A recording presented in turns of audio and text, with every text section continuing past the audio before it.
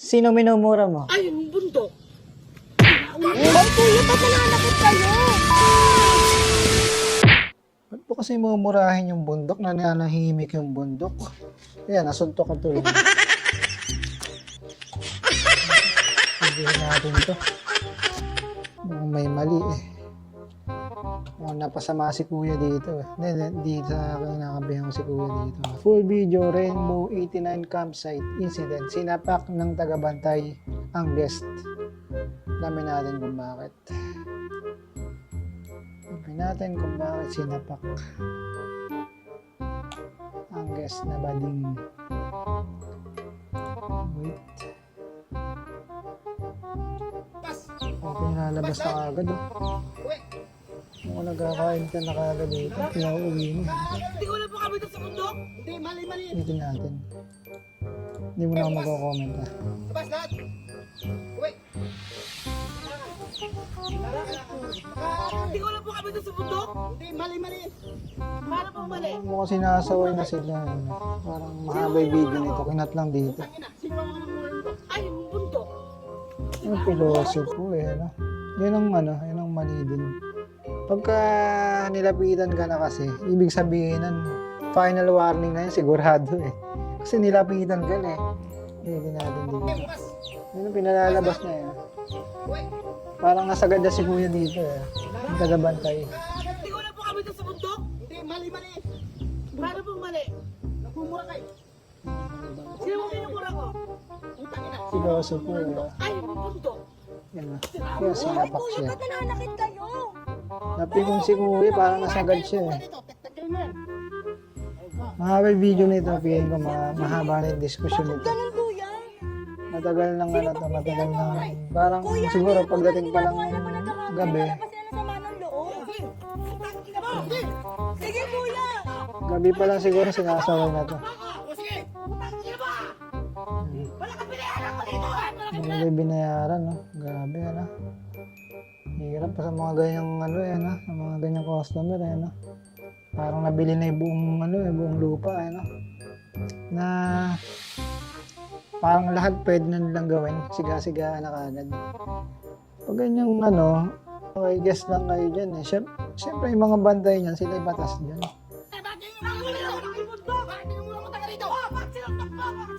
Yan, Wala sa minumura, kuya! Pati kung si kuya, lakas ng bading, puta, kung tinamaan si kuya dyan, tulog siya. Nagre-reklamo pa yung bading. Putang ina ka! Bakit tanong ng top? Sinuntok ako! Magkakaalaman tayo! Putang ina mo! May-ari ka ba dito? Grabe. Ha? Wala kayong karapatan. Inang ina mo! Wala kang karapatan sa pera mo! Opo, kuya, pero... Karapatan ko yun! Karapatan mong, Ina mo! Sinuntok mo ako! may karapatan magmura sa, campsite. Ano ba yung mga trip ngayon ng mga, Inang ina mo! Inura ko ng bundok! Sa piling! Ba't mo kasi mamurahin yung bundok, nananahimik yung bundok eh. Santo ka tuloy. Kaya kami nandito! Para magkabit sa mga ng loob! Ngayon, nalabas mo na yung samahan ng loob mo.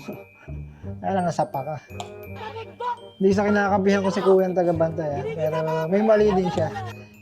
Dapat din niya sinaktan. Dapat tinaboy niya na lang. Kasi ibang usapan kasi pag nagkasakitan eh. May pangalan nga ba ang ina mo! Meron siyang binabanggit ang pangalan. Titingnan May pangalan daw. Inang ina mo ka! Alam mo na to! Tama na yan! Tama na, balik mo na lang. Relax lang. Relax, sige na, tama na. Mapawat ka. Relax lang. Pag-usapan na lang. Gusto ko rito! Tandaan nila na! Oh, guess ka nga. Kaso ba't dinala mo dyan yung pagka-squatting mo? Dapat iniwan mo sa bahay. Inang ina mo! Hindi ka makulit. Sigurado makulit ka eh. Kaya ganyan ka eh. Kasi napakan eh. Pag yan magwala. Pag-usapan nyo na lang. Hindi. May video pa, may video. May video ka Nakuha ko naman yung... Dami nyo yan. Hindi nyo tinulungan yung bading. Puro kayo vlogger. Ay, ate! Ay, may taming matanda, oy! Kailangan dito. Gago ka! Kaya nagiging ina mo! Nagpakita ko dito! Nagbayad ka lang pero hindi mo nabili lahat yan. Para sumigaw sa bundok! Para may iba yung nahingayan sa'yo. Siyempre, kaya nga pumunta. Dapat kaya kayo pumunta ng bundok para sa ano? Sa katahimikan, di ba? Para iwanan yung ingay sa syudad. Kung saan man kayo galing, di ba? Para, di ba? Kaya nga kayo sa bundok ay nature trippings eh. Para tahimik. Di ba? Makapag-isip ng ano, malawak ganyan. Pag-isip-isip ganyan. Kasi pag ako, nung nagbundok ako, ganun ako eh. Pag kasi nila ako na nakikita mo, parang mas malawak yung maiisip mo. Ayun. Para sa akin lang yun ah. Kasi may problema ako, nagsusundukin mo! Problema ka? Ano problema mo?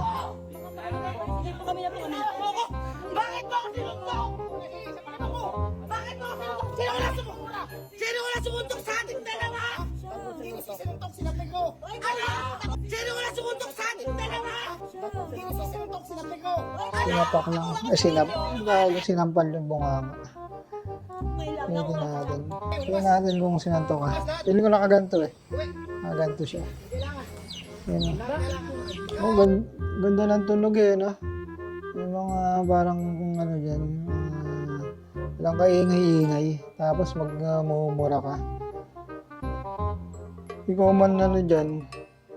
Patugtugan ng mga malalaking speaker. Di ka mabatrip dyan. Kaya ka nga nagbundok eh para tahimik. Tapos may makakadilig ka ng mga nagmumura. Nakakahiya din sa iba.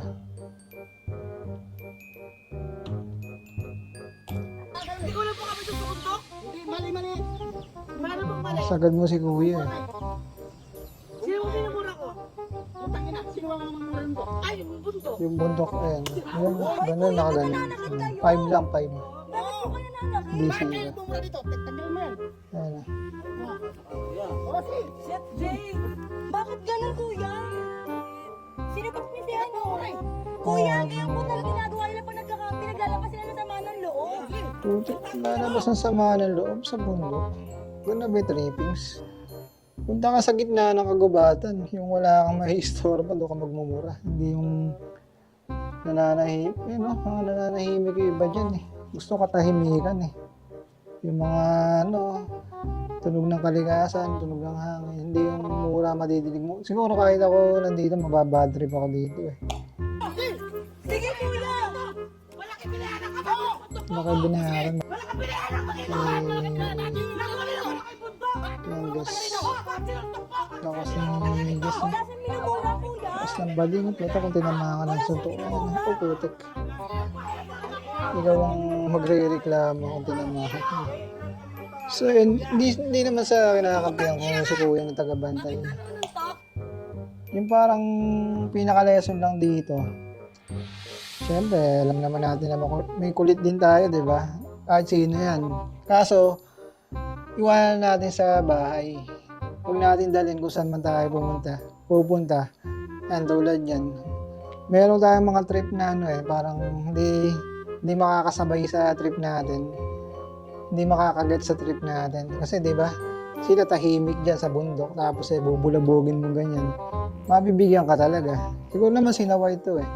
Yun nga lang na puno na si Kuya Tagabantay, nabigyan niya ng 5. 5. Sinapak eh. Dapat pag sinaway na kayo, unang beses pa lang. Kasi parang nadinig ko dito sa video, parang yung isang umaawat, gabi pa lang daw, nagmumura na yung bading na guest.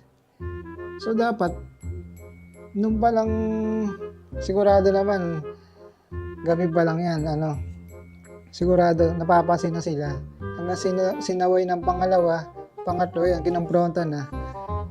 Sana sana nag-sorry na lang o humingi ng pasensya kung ganyan sinaway ka na, di ba? Kaysa naman humantong sa ganito, magkasakitan. Natin. Ganda pa naman ang panahon. Hindi ko lang po kami sa bundok. Hindi, mali. Hindi pa sila ata nag-umagahan dito. Naging umagahan niya yung yung ganito. Sino ang mamumura nito? Ay, yung bundok. So ayan, yun lang mga idol. Yun lang magiging reaction ko dito. Sana maging aral sa atin to. Na kung may pupuntahan man tayo, tayo yung makisama.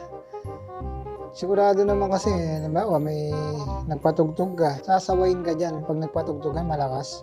Bundok yan, gusto ng mga tao yan, tahimik, tapos mag-iingay ka, di ba? Yun lang, kung makulit tayo, di ba? Doon na lang sa, saan man lugar natin, huwag na natin dalhin kung saan man tayo pupunta. Tayo yung makisama kasi sila yung batas dyan eh. Sila yung batas dyan. Sila yung masusunod dyan. Di ba? Siyempre, naalagaan din nila yung nila image or baka hindi sila sanay ng ganun.